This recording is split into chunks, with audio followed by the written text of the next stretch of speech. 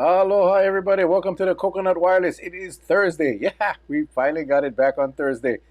And it is September 25th. Welcome to the show.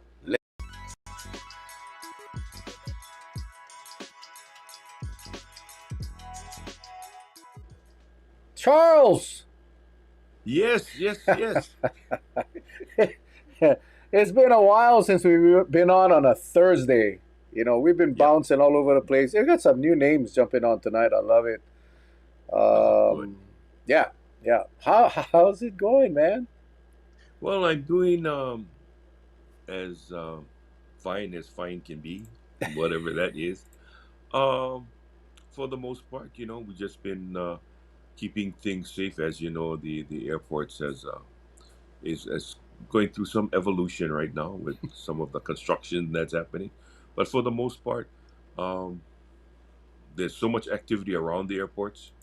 I see, Grove Farm has been doing some work around the areas, and it's just been really busy. So, our whole main focus has been keeping pedestrians as well as motorists safe in the area, because it can get a little contentious at time when people run out of patience, right? So we're just trying to keep things safe at all times. Right on. Patsy, Darson. Aloha. Thanks for joining. Thank you, thank you, thank you. Yeah, we missed you last week, Charles. Oh my Yes, God, man. and I had a panic attack. I was like, oh my God. Where's Charles? yeah, But I apologize that things just and that's again that's one of the things. If something happens, I like. "Arr." hey, it's always fun to be the boss until something happens. Yeah. That's why I never got into the security field, because when somebody calls sick, somebody got to go man that post. And sometimes it's the boss. So, Well, the thing about it is when you're in the management area, because there's so many moving parts to a contract as large as that, and Lihui is considered a rather small airport. I mean, you compare it to Daniel K. Inouye or even Kahului Airport. It's relatively small, but yet the components that go into a contract and everything that starts to move, everything has to be. It's really not about having to man a post, but it's you. Well, the thing is, if you don't have people there, right, if as required, guess what? The airport shuts down. not good. It's and so that I will not let happen. I will not let that happen. Christy from Keolo Hills, Kailua. Oh, Hey, I lived up there, Lekiona Street. I don't know if you know where Lekiona. You gotta know where Lekiona Street. That's where I lived. Seventh grade, Kailua Intermediate School was my school. I lived on Lekiona and I loved it in Kailua. I loved Keolo Hills. We used to walk all the way up. I think it's Hele Street, might be Hele if I'm not mistaken. Climb the mountain, go look for bullet shells, and now it's all houses up there. But I loved Kailua. If I ever had to move to Oahu, that's where I would go. Kailua or Kaneohea Aikahi, Kalaheo side, for sure, for sure, for sure. well, Po- spending Pono, what's weekends up, with Pono? my cousin on Oniava, Mm-hmm. Awina La. So we Yes, should take yes. our Schwinn bikes, and I think back in those days, Safeway just opened up in the shopping center up in Keolo Hills, Oh, nice, and nice. we used to truck up there. Yeah, it was Yeah, it's different. a wonderful place. Marie from Oahu as well.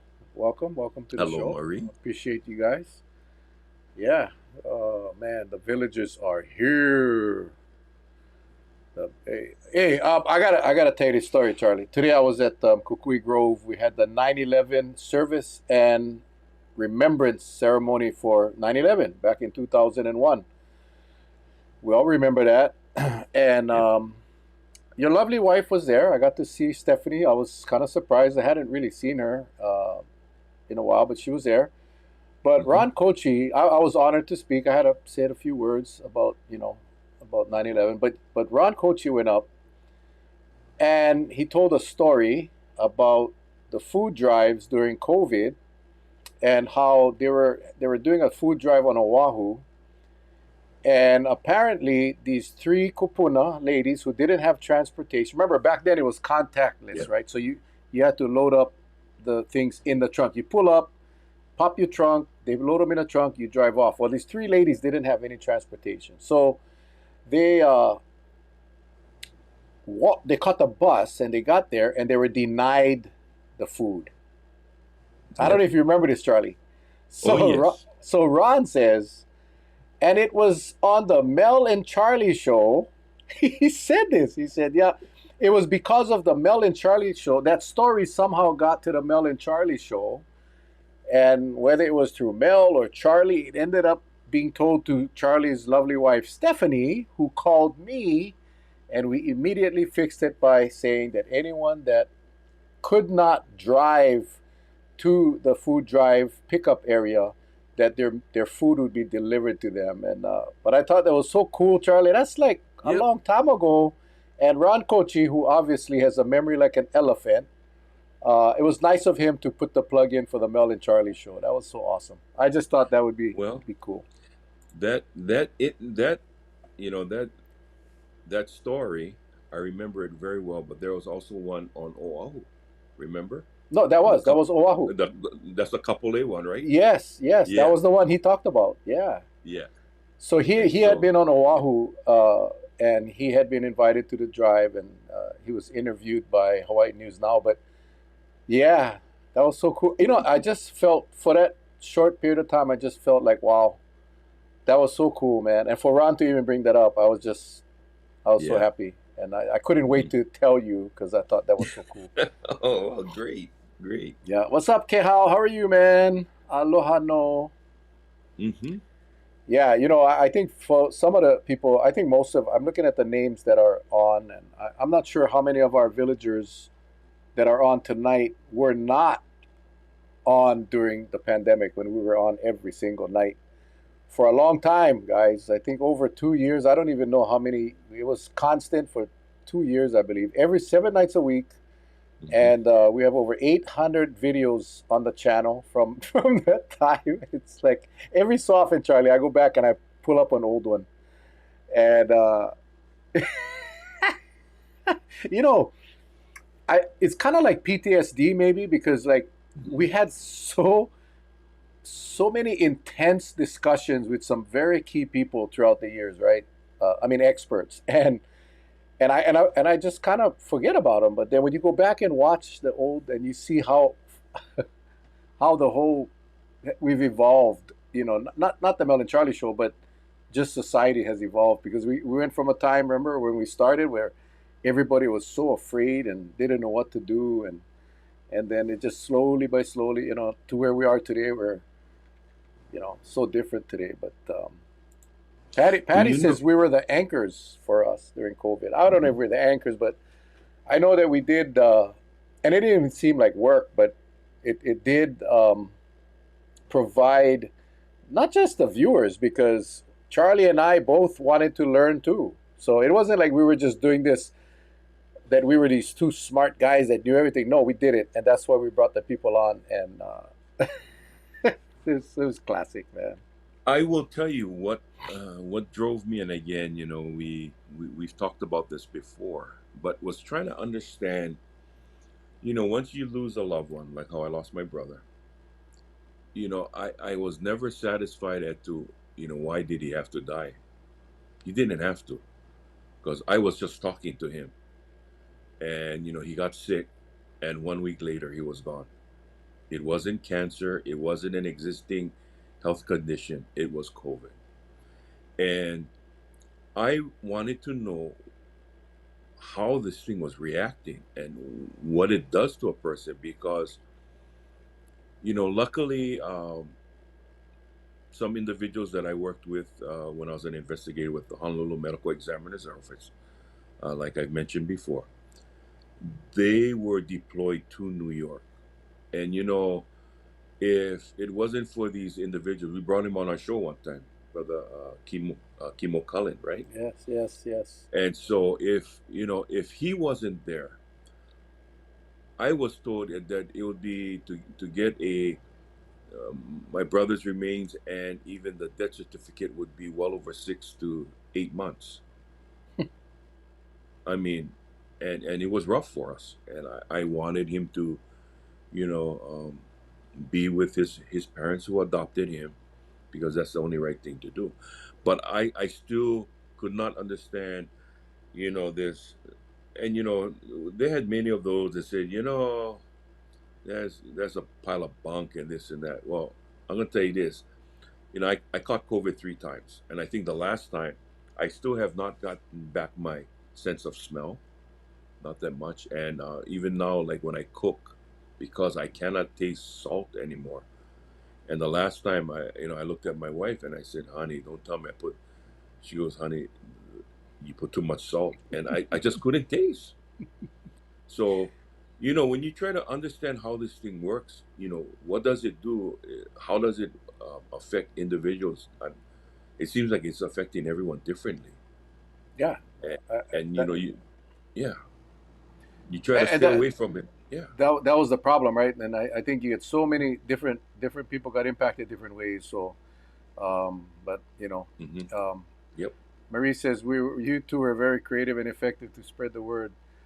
We just brought people on the show. That's it. We just try to get whatever available resources were out there, and yeah.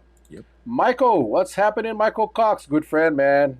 Michael Cox, a good buddy, like a brother, really. We met. Hmm. You know how we met, Charlie? I don't know if you know Michael. He's a No, awesome I don't. dude. Yeah, he's an amazing small business owner here on Kauai and just a great community guy. But you know how we met? Oh. I gave him a ticket, and we are amazing friends today. So you know, we are amazing friends today. And look, Mike says, "Love you, brother. Love you, Michael." Yeah, we're gonna go get coffee one day, man. We gotta go get coffee. Hmm. I'm glad you're laughing about it now. Man, it hurt me more than it hurt you, Michael. Back in the day, Charlie, back in the day, remember when we were cops, the whole tone, the police was all different, right? We were truly trained to be nice and respectful, and not that they're not today, but I think that was the norm. And when um, we didn't, it was just different. It was a different time, and Michael was very respectful. So, you get as much respect as you give, right? So, anyway, enough about that. Well, I will share with you today at work. I was just talking about the same thing. Uh, it involved someone who, they weren't supposed to do what they did on the curb when they was picking up some family. But, like I told our people, hey, hey, hey, hey, put away that ticket book. They already started. Just let them finish and just remind them they can't be doing what they did. And I remember as a DUI officer, I think I must have been one of those who took home the most people. I always told myself, DUI is a dime a dozen. And I wasn't out to set one world record. I was out there to keep the streets safe. And if somebody made a damn mistake, then you know what? I think you deserve a chance. Yeah, give me your keys. I'm gonna take you home. But if I catch you again, no breaks, right? But Charlie, that's how we were trained. Right, I mean, I think that's the difference. And listen, today's a different world. Today's a different time. right. If you stop a Yep, car today and you let him go, and then you get into an accident, and then you get true. sued, the officer gets sued. It's so different. We're talking 30, 40 years ago. That was the norm, right? You get the guy three options, right? Hey, give me your keys. You sleep in your car. I'll take you home, or you call somebody for come pick you Well, up. I drove him home, and I Yeah, would keep the keys, and yeah, then I wouldn't give it back until I got off my shift. So I knew they had at least, some hours of rest, or call a family member to come get the car. But that's how it was. That was back in our day. We had that option, and I took advantage of it many times. And in fact, that's how I have special friends on Oahu, not Oahu, but Maui, that also will always remind me. They go, "Hey, bro, you remember?" They'll tell the story. Remember, you would take me home. You never take me to jail. And I go, "Yep." friend for And life. yep, Now, just a exactly. disclaimer: Michael Cox was not DUI. It was some Oh yeah, ridiculous no, no. minor, I don't know, I can't remember, safety check or something. But Charlie, he said you should try kimchi one, You can order it online through Amazon, and it's been helping a lot of people with long-lasting COVID effects. I don't. What is that, Michael? Kimchi one. Is that a pill? Is that kimchi or? No, it could be. I don't know. He's gonna clarify. He's gonna clarify. But yeah, I'm because I still got some long COVID symptoms. Mm-hmm. I used to be handsome, and man, that COVID really messed me up.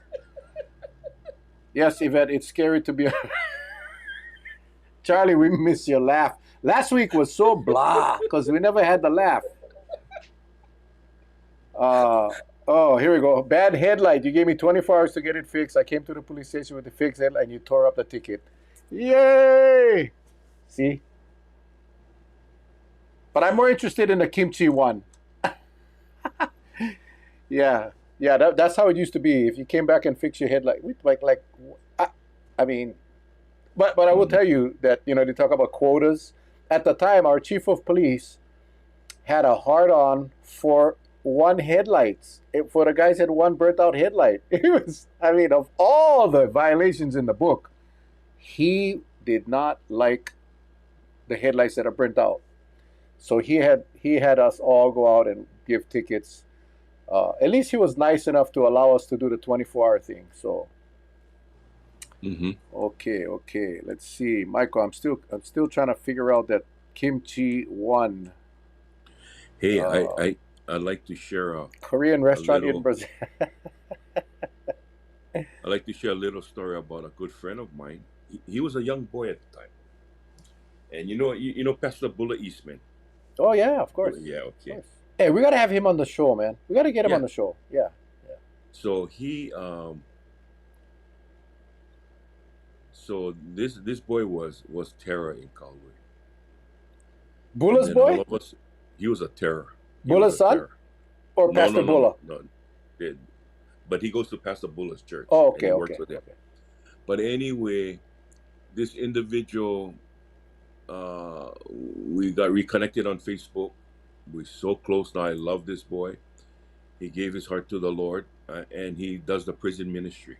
Nice, nice. And so he's been all over, and he's doing some amazing work. So I give a shout out to Philip Akang from the island of Maui, and he's a good father, a good grandpa. He changed his life around. But when he was getting into trouble, I mean, yeah, I'm grown up, and he was like a young high school kid, and just making things so hard for us. And plus, they always ask the question. He goes, "Hey, you gotta be fit there, when you gotta chase the bad guys down the road." I said, "Why you think they give us one police car? I ain't gonna run. I go step on the gas pedal and go for it."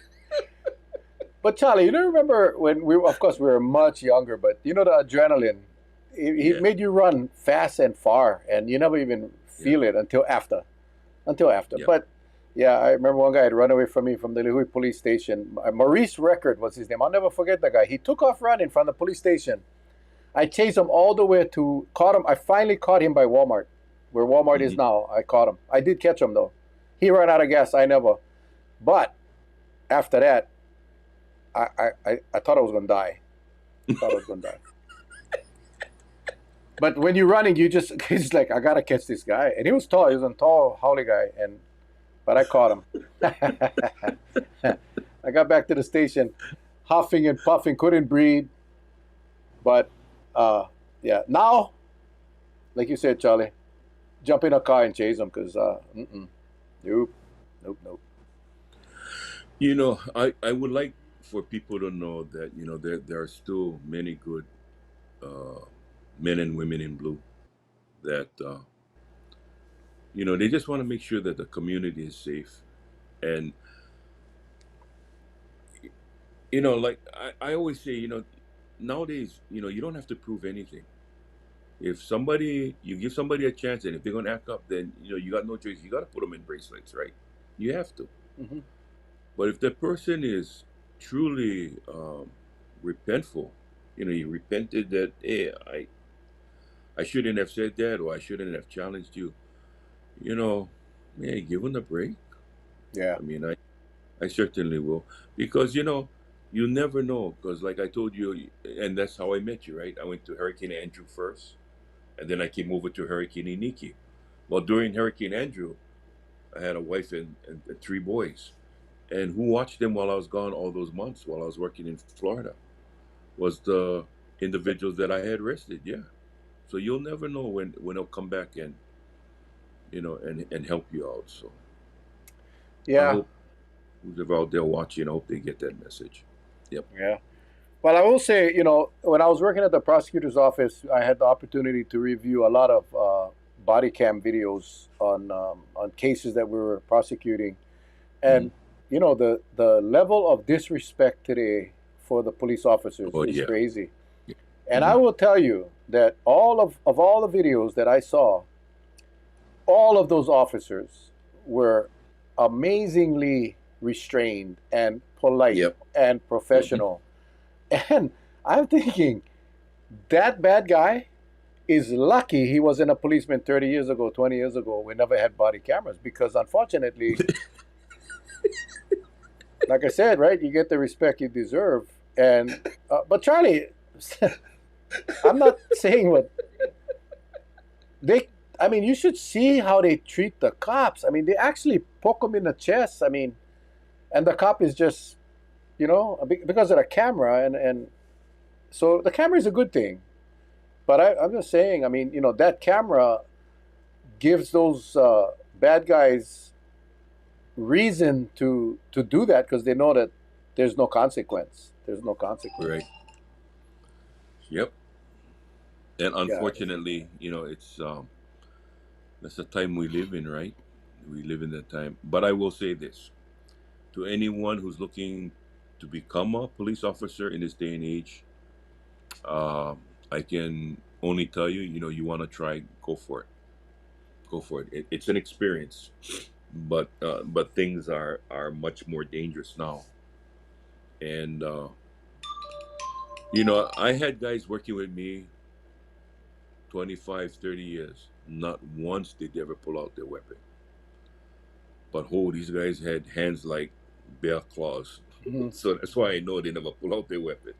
But there were those that they were successful. They were, you know, you, now we talk about de-escalation, right?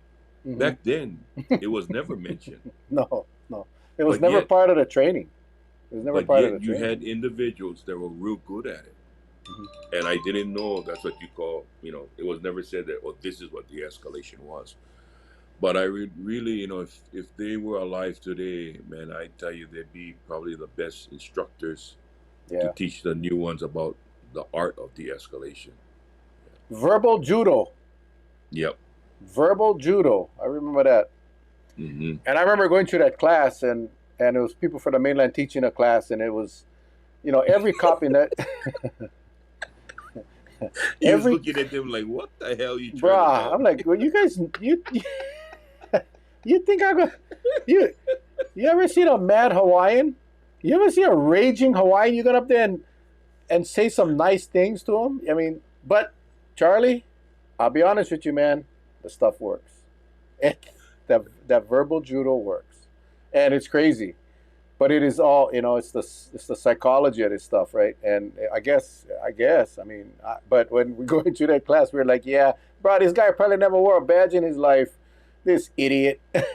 But You know he what my was. favorite ploy was, and I have a reputation of just being. I would have at times I would turn on my Tourette syndrome, and they look at me like, "Hey, what's going on?" And I said, when I get excited, I just cannot control. So please stop. Don't feed me negative energy, please. Yeah, I have used that tactic where you make them believe that you're more crazy than them, and they back up. Hey, when I was in the department, I was 5'9", 165 pounds. I was little skin and bones, and yeah, so I had to do a lot of talking. I had to do a lot of talking.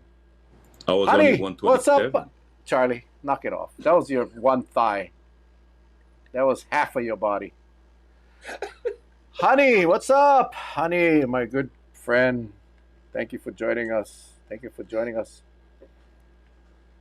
Yeah, yeah. Hey, so Charlie, when is that construction going to be done at the airport? When are Well, I think it's going to be done in 2026 next year because there's a lot of requirements, and I have to give shout out to a company that's doing now. I've never worked with them before, even in my police career. I've always worked with Goodfellow, companies like that, but I've never heard of this company. And I tell you, they are they're very respectful. They always ask questions, because they're dealing with ingress and egress from the protected area of the airfield. They're really good bunch of guys there. So I'm glad that the DOT are using them. Yeah, we did. I had Yeah. received a couple of complaints about dust. That That apartments on the backside. Yes, yes, Yeah. yes. So we sent over the thing to the DOT, and they responded real quickly. And Hmm. I'm hoping that it resolved. I know they had put up like a 10-foot wall, and they had to do more watering. They never had to Hmm. worry today though, because all that rain. Oh, yeah. Samuel Shirai, how you doing, man? Late but here. Hey, Thank brother you for Sam. being here. Yep. Yeah, never. So last week, Charlie, you weren't here, and I had to ad lib for 1 hour, and so we talked a lot about the campaign. Uh, uh, so anyway, I just wanted to let everybody know November 22nd, block the date. That's going to be our fundraiser. Going to be on cheap, $10 chili rice. So mark it in your calendars, November 22nd. It's a Saturday. Charlie guys don't know this yet, but they're going to be playing music. Oh, yeah. No, Okay.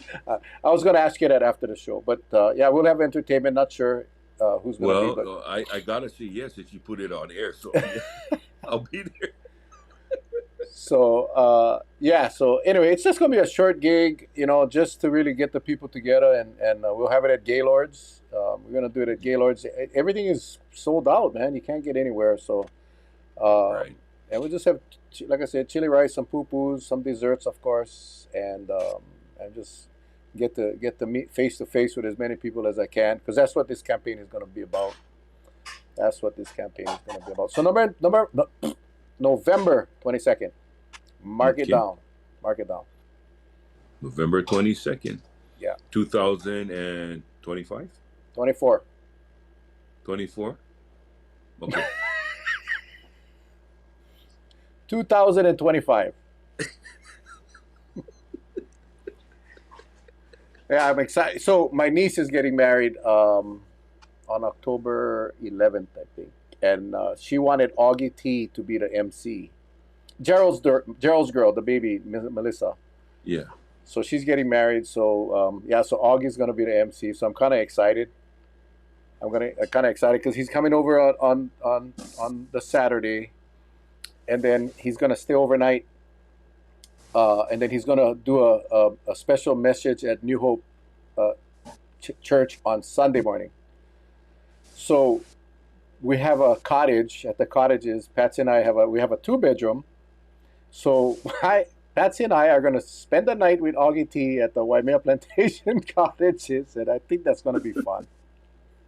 I think Okay. that's gonna be fun.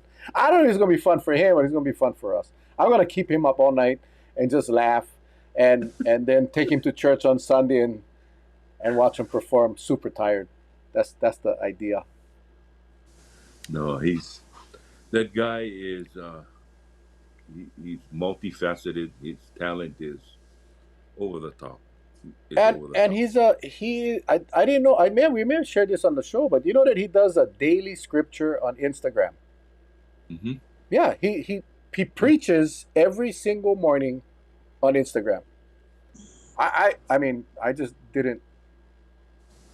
would never expect that, but God bless him, man. He's a good man. He's just a really good man, and I cannot wait to see him on the 11th. Sam is asking, was a feral animal killing of Shearwaters covered? No, we haven't talked about that. I just saw that. Mm. I think Luke Evslin posted, Representative Evslin posted, and he said, I believe 125, I think it's what he said, 125 shearwaters were killed by the feral cats out there, by Alkini or somewhere down there. And But down by the pier. no, up by the lighthouse, I think. I think it's back there somewhere. I didn't realize Oh, they had a shearwater Nini, colony. yeah, the point. Yeah, Nini Yeah. Point. Um, Let me see if I can pull up the article here. Yeah, I just saw it today. Let me see. Hold on here. I'm looking it up right now. I thought it was Luke. Oh yeah, here we go. Yeah, at least 125 dead birds killed by cats. This is by Ninini Point. Mm-hmm. Yeah, Ninini Point. I'm not going to show the picture because it is graphic. But as those cats, I mean, we talk about the lights. We make such a big deal about the lights, the Friday night lights, and these cats are creating such. These cats are killing the colonies, and yeah. But Luke's on it, so I'm sure it's going to get some traction. And Yep. I mean, it's just one of those emotional topics because you have a lot of protectors of the birds. A lot of Right. those protectors of the birds are also the protectors of the cats, and you have the cat lovers. It's just a very complicated issue that I think will probably get a lot of national attention because it's horrific. And again, if you want to see it, go to Facebook, look up Luke Evson's page, and you'll see it there. The article is there, and it's quite disturbing. But yeah, son of a gun. Wow. And I don't know if anyone has more information. I just know what I read off of Luke's page. So Mm-hmm. um, I know that they have spent a lot of money in Kilauea putting up those fencing to keep the predators out to protect the birds. I would guess that the next step is to do the same at Ninini Point. Yeah. But yeah, horrific. Well, something has to be done, but what is that right method, right? What is that? Yeah, again, right? Yeah. What do I you mean, do? Uh, I don't yeah. know. I mean, it's just like I said. It's just kind of complicated. Question: New industrial area next to the airport. Do you have any idea what type of business are planned in that area? It's a huge development. Michael, good question. Whatever type of business that wants to go in there and move, it's not going to be limited. It's not going to be restricted. I know that. Um, uh, I know for sure that I believe there's a baggage service company that might be moving in there. I think there's, oh my gosh, I can't remember. Um, yeah, it's going to be retail. It's going to be warehouse, industrial, whatever. And I believe Grow Farm is actually selling these parcels. So yeah, if you want to move your business down there, go Mm-hmm. see Grow Farm. Grow Farm. I'll try to find out more, Michael, and I'll let you know. Von Ramos, R.I.P. Hawaiian Miles. Yes. Are you guys excited?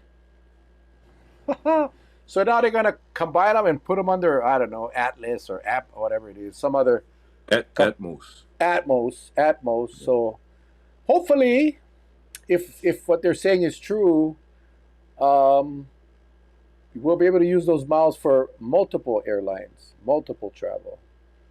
I'm a little You don't. You skeptical. don't. I'm You just a don't little lose. skeptical. You don't lose the miles, right? If you No, didn't transfer over here. Okay. no, it's going to all be transferred over to what's that? Atmos? Yeah. Something. Never heard of it. Never heard of it. So I'm a little skeptical. I don't know. It's just the whole Hawaiian Alaska merger. There's a lot of people got laid off, and um, Alaska just gave all of their employees a humongous raise, bonuses, which is good. I'm not complaining. 33, I think it was, I forget what it was, big money. But that's good. They deserve it. They deserve it. Especially those flight attendants who got to take man, you know what? I just fly. It seems like more and more now I fly, and at these people, these passengers, the way they talk to the flight attendants, it's insane. I could never do that. Could never do that. Charlie, I know you could never do that. Some Do people would what? be work as a flight attendant. Well, I Charlie, could. you would give them a live demonstration of how to remove the emergency door because that's the door you would be flying these guys out of with their hand carry luggage. With the hand carry luggage. Out. No, Oh I yes. am good. I am good at spilling water. That's what I'm good at. When that guy come in and he's holding up the line, stuffing the big bag, trying to fit the big bag into the little thing on top, and I can see you, Charlie. Excuse me, sir. You need to check the baggage. F you. Okay. Out. Yeah. We need another airplane. Charlie just ripped open another emergency door. I don't. Sometimes I wonder. We have all these regulations, right? You check the size of your bag, and yet when I see people walking through, I went, okay, I guess nobody would check that one, you know. And it's like they're telling you you can have one um, a piece of small, I guess, small luggage, right, and one personal item, Correct. right? Um, I don't know what makes these guys think that because they put the item on the luggage and they count that as one, and another one on the shoulder, now that's three, right? And sometimes they walk in the aircraft, and the flight attendants they see that and they said, "Please, if you're gonna put your roll away, put it on the left side because the bins are much uh, wider, so you can stuff it in, right?" And yet you see some of them putting them on the right side as they're going on the aisle, and you know when something's happening because the person that was standing next to you, especially if you're sitting in first class, is still standing next to you 5 minutes later. That means something down there never moved yet, right? And you can tell when they walk in. I go, first thing I say is, oh, I guess they never read the memo. Yeah, they. At the gate, there's that little thing that says Yeah, if your bag cannot fit in this, it has to be checked in. Why don't they just right. take all of those things and throw them away? Because they don't use them. It's Yeah. very, when you see these big bags, you know it's not going to fit in that little carrier Hmm. thing, but they stuff them in. It's crazy. It's Yep. crazy. Let me get you some of these questions here. Any chance of getting Dr. Kimmer to work in with other guests? Yeah, yeah, we're gonna work on that, honey. We are going to work on that. What about Niamalo Bridge? Somebody just asked me that yesterday, and my response was, every time we ask the administration about the bridge, they tell us it's going to be done in 2 weeks. 2 weeks. 2 weeks. 2 weeks. That's why I'm running for mayor, all right? That's why I'm running for mayor. Terry says, I'm with Charlie. Throw him out the emergency exit. Yep. Pretty soon the airline's going to make us vacuum sack our. I am worried that at some point they're going to be charging us for carry ons. I mean, Yep. you know, um, and they're But trying to you they're know trying what to it, shove it in over the head and no shit. I like lose them. Terry Workman. Yeah, you I know would what love to be is on a flight with you and Charlie or the two flight attendants. I would pay money. I would pay extra to just watch that.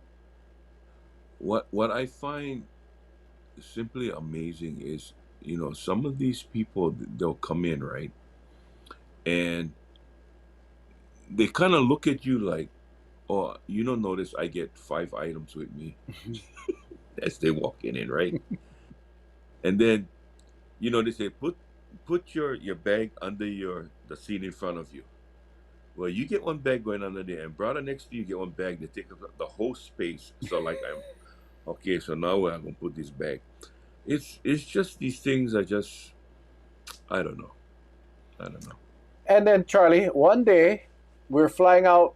I won't say the airlines. Patsy and I have my briefcase. I don't have a carry-on bag. I get one little where I get my laptop in. It's just a thin, slim briefcase. I have my backpack, which the only thing I put in my backpack is like my iPad and one extra set of clothes because if in case you get stuck on the connecting. And then I had my fanny pack. My fanny pack is a small fanny pack. The lady And they'll tells me, charge you. they tell me, sir, you can only have two bags. I said, I only have two. She goes, your fanny pack is a bag. This is at Lihui Airport. Your fanny pack is a bag. You need to put it in your backpack. Okay, I Charlie, Yeah. what What the would I do? hell is the difference if it's on my waist or in the backpack? What? I don't get that. And they'll let the guy bring the suitcase that should be in luggage, and stuff them in the overhead. It makes no sense. It, where's No. the discretion? What the heck? Yeah. I don't know. I guess the way they interpret it, I know the rules come down from FAA, what you bring inside the plane and all of that. So, But a fanny pack is attached to my body. yeah. It's like Hmm. attached. Anyway, I just thought that was kind of wrong. But I guess it's a bag, like a little. My fanny bag is so small; it's not even. So I I just just. thought of something, but I'm not gonna say anything. Well, no, you I just should. thought. You should. Why? No, I mean, if they're gonna make a big deal out of your fanny pack, and you say, excuse me, but I have a colostomy. You want to see this out of bed? What about that? But I'm sorry, folks. I Okay, shouldn't have. good question. Yeah, Would they have to put that in a backpack? yeah, yeah, Michael says, just wear a longer shirt, Mel. I think you're right. I yeah. think you're right, but I just wear a damn shirt, big shirt, long shirt. I just thought that was crazy. Like, wow, man, like a fanny pack. Like, anyway, Do you I'm remember? You remember I told you about if you sit in the exit rows, they go through that whole speech with you. yeah, Uh, yeah. Okay, and somebody said, "Hey, Uncle Charlie, you said something on a show one night." I said, "Yeah." They're telling you that you look outside, and if there's no fire, right, you take the dirt and you throw them out. I said, but in Hawaii, okay, I don't see fire, but I sure see a lot of fins swimming around the wing. Am I gonna let you go out there? I mean, hey, Yeah. you know, Vaughn says I'd issue her one ticket in the past. That's why she'd nail me for my fanny pack. You're probably right. Yeah, yeah, yeah. But Charlie, I think that whole exit row thing is funny because you pay extra to sit in the yeah. exit row, and then in the event of an emergency, you become an agent of the airline, right? Because you are now required. You are now required to help them. Try Uh, take a look at a lot of video of say aircrafts that emergency landing fire, and they got to bail out at with the slide coming out mhm. and all that. Try take a look at how many people that sat in the exit row actually stayed back to help people out. I think they was one of the first ones out the plane. Okay, I cannot tell a lie. If that plane was on fire or was a threat of burning, I am going with the door. I am hanging onto that door, and I'm. Yeah, good Don't be point. surprised. Had an emergency, and the guy who actually opened the door turns around and sues the airline because the weight of that door. He says, "You lied. You told me it was 40 pounds. This bugger was 80 because I got hernia now, so I'm suing this airline." That's like, are you willing and able? I need a verbal yes. Yeah, I paid for this ticket. You know, like you go to when you check in and you scan your ticket. Beep, sir, you're in exit row. Are you willing? Yes, I'm willing and able. Then you go inside and you get the whole job interview. And And when you're sitting in that row and you pay for that, plus you got to become an agent of the airlines. that's right. You shouldn't get the standard juice in a cup. They should pour ice and if the whole works for you because you special. That's what they should do for you. I Yeah, I agree. think. I and sometimes I always sit aisle. I don't like sitting by the window because I like I like to get up without bothering nobody when I gotta pee. So I sit by the aisle, and sometimes I look at the person on the exit row, and I'm like, I don't think the guy can lift that door. I don't. Yeah. I don't think that lady or that person can actually lift the door. So, I mean, but they just need a verbal yes, Charlie. Yeah. And since you do a lot of flying, especially with your grandchildren, you go to Texas, so you fly across the pond, as they say. What possesses a person who's sitting behind you to actually put their foot up on your armrest from behind? I mean, that to me is, um, dislocating a digit, one digit, whether it be a big toe or your small toe, but that calls for dislocating moves at that point.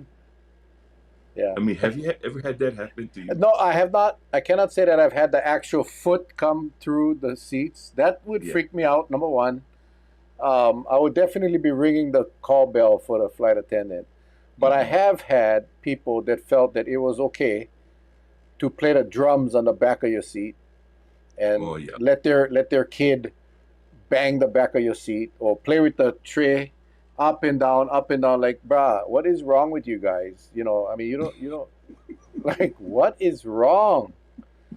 Man, there's some etiquette in these airplanes. We're in a tube for a few hours, and you're letting your kid bang the back of my chair. It's enough, my lord. So I heard this is what they may be doing in the future if they have long flights and they have children. Um, when you take the kids on that row, those gonna be specific rows where, the TV tray that comes out, it's actually gonna be glued shut, cannot open. So you're not gonna have to worry about that. That would be a good thing. That would be a good thing. Reclining, And Marie says, I'm starting a rumor, right? yeah, yeah. No, you see, you work for the airport, so everything you say here tomorrow will be on Facebook. Marie says reclining seats in economy should not be okay. Yes, because in the old days it was fine, but today because they squish these seats so close to each other, that is actually a good point, Marie. I Yeah. actually agree with you because you get your tray down and the guy decides to, and you notice they don't recline the seats slowly. I don't know, Charlie. They just like they push the button and they throw their back, and then whatever you had on the tray is no longer on the tray. It's on the floor, and then you cannot bend down because your damn tray is in the way. So I like that. Remove the reclining seats from economy. They And definitely, and that's crazy. the other thing that I find kind of baffling is, if you're sitting up in first class, they tell you before takeoff to raise the window shade, right? And people think they're entitled to just leave it down. And it's kind of embarrassing, especially if you're in that row and the person sitting next to you, like one E and F, right? And I'm looking at the person like the stewardess or the flight attendant will tell you for raise that thing pretty soon. I mean, I don't know. Just some people, I guess, to them, they're either that or they don't understand English or they hard of hearing. They never replaced the battery in their hearing aid. Something would happen because they never get the memo here. Do you know why they tell you for raise the window shades during takeoff and landing? Why is that? I I don't know. I don't know. Is that in case you crash, you can look outside for water, debris, or fire? I mean, I somebody told me once it's in case if there's a hostage situation on the plane, the sniper can see through the windows to take out the bad guy. I don't know if that's true. I never Not did. if not I, if the I thing moving at like 500 miles an hour. well, I'm assuming. I gotta Google that. I gotta Google that because I don't know. Somebody. Oh, okay. Marie says got to look out for wing fire. Yeah, but if you're sitting up in first class, the wing is way behind you, right?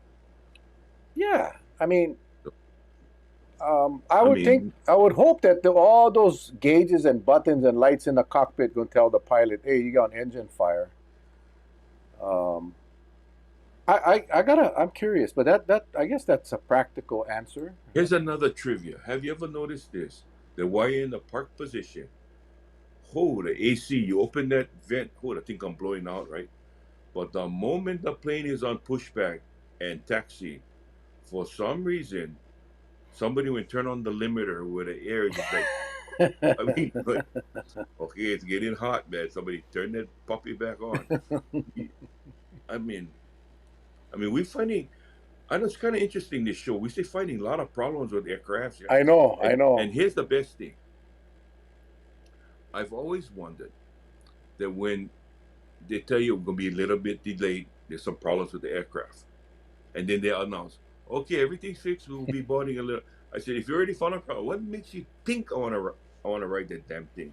Right? Yes, yes, yes. Because you know that any kind of mechanical problem with your vehicle takes about 3 weeks to fix, and these guys, these wizards, had just fixed them in 18 minutes. Like, Did you ever I notice when they walk in on you notice the vest they wear is kind of puffed out like this? Do you know why? nope. They have 8 to 9 packs of bubble gum. That's what they fix the plane with, is bubble gum.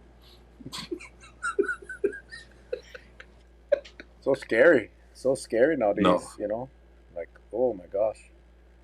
but I will tell you this. My cousin was with Hawaiian for a while as one of their master mechanics, and uh, right after high school, he went into the Marines, and during President Reagan's time, he was that guy saluting, every time Marine One Hmm. would land. Yeah, he was one of those guys, and so I'm so proud of him. But he's really good. They've got all the airlines. They have excellent, excellent individuals working on the planes. Yeah, I mean, Yeah, I actually am very confident. I have no fear of flying. Um, yeah. I just hope that if I crash, I just go quickly. I just don't wanna. I don't want to hurt. But I do want to cover one more thing before we say goodnight. And I Hmm. know we've talked about this a lot on the show, Charlie. Hmm. Why isn't there a rule or a law or a regulation about the sizes of the airplane bathroom? That, to me, is inhumane. The Hmm. size of these bathrooms in our American airlines, all the airlines. Why is the bathroom so doggone small? It's based on the size of where the placement. Back in the day, remember when they had the 747s, right? You had a full size bar in the back of the plane. Everybody could just stand up, walk around. They would be having fun at the back of the plane. The restrooms back in those days were very spacious, roomy. So I think it's all placement of where these restrooms are placed. I think I would guess. It's just if they took out one row of seats, right, they would be Hmm. able to expand the size of the bathroom where you can actually turn around Yeah. in there. Um, like I'm not a small guy. I'm not a big guy, but it's tight for me. Hmm. I don't know how. Charlie, how tall are you? You get Five, six? No, no. You how uh, tall?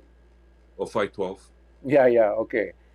And I'm not going to ask you how wide, but I mean, it's gotta be difficult for you getting that damn bathroom. I'm not Well, trying to make fun. I'm just saying, it's not like you're not overly big. There's a lot of people much, much bigger than you. How do they do it, man? I don't know. well, the wife and I went to the Carolinas once. Okay, and then we flew to, of course, Vegas and California. And she says, "Sweetheart, we fly in first class. Why don't you eat the food?" It's for that specific reason. I will not eat. Or maybe have one drink. It's just I don't want to take a chance on using the restroom because I know it's tight in there, and I'm just not going to subject myself to that. To that. Period. I will not. So basically, you spend for all the amenities, and you just don't get to use them. It's for what you're saying. It's small. I'm not going to force I mean, myself. Yeah. I don't get it. I mean, what if you're handicapped? What if you need accessibility? I mean, on the land they make businesses put in handicap or accessible restrooms, and That's a good question. I don't know why it's not required in the air, because I'm sure there's many individuals that needs accessibility, right? And they're Yeah. 80, and but it I can tell you there's nothing 80 about it. There's no grab bars. There's none of those stuff in the plane. Well, you don't need to grab bars because when you walk inside, the walls hold you up, right? Your whole body is. There's like there's it's just ridiculous, but anyway. Hey, not the kind you go in, you come out, you goes, hey, your shirt's then nicely pressed now. What happened? I was stuck, and the walls would help press them out for me, I guess. It's like, and no one complains about that. No one complains. I have not heard, seriously, except for us talking about this on this show, I have not heard anybody complain on TV, or no one even makes jokes about it.